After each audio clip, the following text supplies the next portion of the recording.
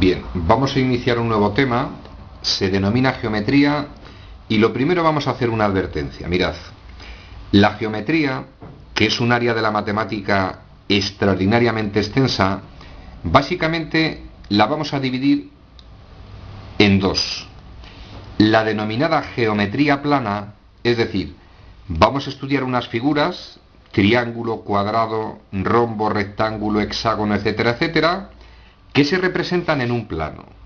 Y en el siguiente tema vamos a ver la denominada geometría en el espacio.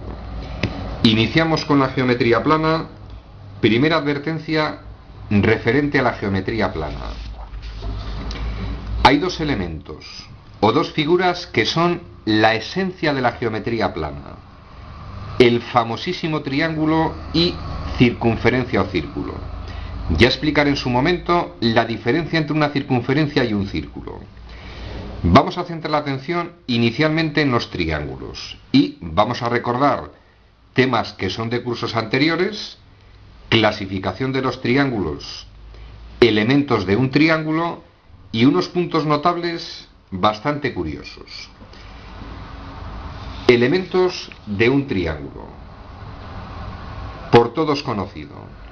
Si nosotros tenemos un triángulo, debemos saber diferenciar los siguientes elementos. Estos puntitos se denominan vértices. Se simbolizan con letra mayúscula. Yo los he llamado A, he llamado B y he llamado C. Siguiente elemento de un triángulo: los lados. Detalle importante: todos sabemos que todos los triángulos del mundo tienen tres lados, pero este detalle que viene ahora es importante. Si a este vértice lo llamo A, el lado opuesto se llama lado opuesto el que no forma ese vértice, el que está enfrente. Se debe nombrar con la misma letra pero en minúscula. Esto es un convenio matemático. Todos los matemáticos nombran los elementos de esta forma. Si a este vértice lo he llamado B mayúscula, ese lado sería B minúscula. Si a este vértice lo llamo C, a ese lado lo represento con C minúscula. Siguiente elemento que sabemos o que debemos saber diferenciar en un triángulo: los ángulos. Evidentemente, esto representa un ángulo, segundo ángulo y tercero de los ángulos. ¿Cómo se nombran? Si a este vértice lo llamo A, con una letra mayúscula y ese símbolo encima represento el ángulo. Si a este vértice lo llamo B mayúscula, ese ángulo B mayúscula con ese sombrerito. Y ángulo C con ese sombrerito. Detalles importantes: los ángulos pueden ser agudos, puede ser un ángulo recto o puede ser un ángulo obtuso. Debéis recordar estos conceptos. Decimos que en un triángulo el ángulo es agudo cuando es menor de 90 grados, es decir, cuando el valor del ángulo está entre 0 y 90. Por ejemplo, el ángulo C y el ángulo B se trata de ángulos agudos. El famosísimo ángulo recto, si mide 90 grados, ninguno de los tres en este caso mide 90.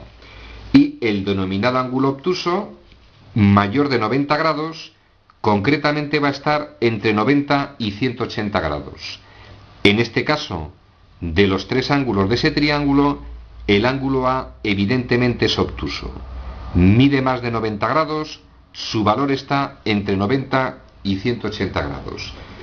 Y una advertencia extraordinariamente importante: en todos los triángulos del mundo, la suma de los tres ángulos mide evidentemente 180 grados. Conceptos de repaso: los elementos de un triángulo. Vamos a ver en la próxima lámina la clasificación de los triángulos. Lo primero, vamos a recordar un detalle. Mirad, los triángulos tienen dos clasificaciones. Si observamos cómo son los lados del triángulo, la clasificación sería: el triángulo, según sus lados, va a ser o escaleno, o isósceles, o equilátero. Significado: esto es de sentido común. Mirad, si yo dibujo un triángulo, Podrían suceder tres cosas respecto de sus lados. Que los tres lados sean iguales, no voy a andar con regla, se denomina prefijo que significa igual, equilátero. Los tres lados miden lo mismo. Podría suceder que midieran lo mismo dos de los lados y el otro sea desigual, triángulo isósceles. Tiene dos lados iguales. Y un triángulo en el que ninguno de sus lados mide lo mismo. Si los tres lados son desiguales, llegan los matemáticos y lo llaman escaleno. Clasificación de los triángulos según los lados. Lamentablemente debéis recordar estos nombres. Tres lados iguales equilátero, dos lados iguales y el otro desigual, denominado isósceles, los tres lados desiguales, denominado escaleno. Y atención a la clasificación que viene ahora. Según sean los ángulos del triángulo, que siempre van a sumar 180 grados, vamos a dar tres posibles casos. Triángulo acutángulo. Este palabra, esta expresión extraña, viene de agudo. Si los tres, aquí tenemos un ejemplo, si los tres ángulos de un triángulo son agudos, menores de 90 grados, pues llega un matemático y en vez de llamarlo pépito, lo llama acutángulo. Triángulo rectángulo. Extraordinariamente importante este tipo de triángulos. Se caracteriza porque uno de sus ángulos es un ángulo recto, es decir, mide 90 grados. Ese angulito mide 90 grados, se trata de un triángulo rectángulo. Y vamos a decir que el triángulo es obtusángulo si uno de sus ángulos mide más de 90 grados, es decir, es obtuso. Este angulito que mide más de 90 grados se denomina ángulo obtuso. Estamos ante un triángulo obtusángulo. Resumen a lo dicho hasta ahora. De todo lo dicho en esta lámina, es conveniente que lo recordéis. Extraordinariamente importante la existencia de los triángulos rectángulos.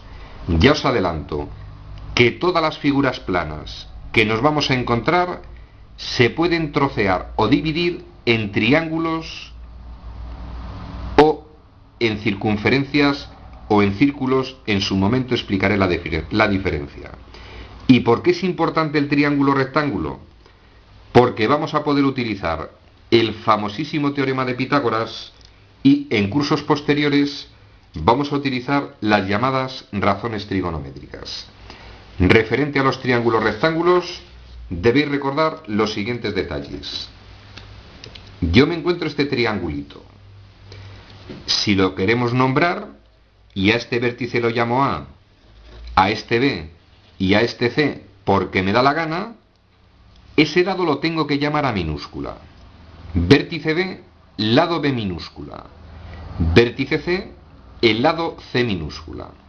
Si quisiera nombrar los ángulos, angulito que represento con una mayúscula y el sombrerito, el ángulo B con el sombrerito, este símbolo significa que ese ángulo es recto, mide 90 grados, luego estamos ante un triángulo rectángulo.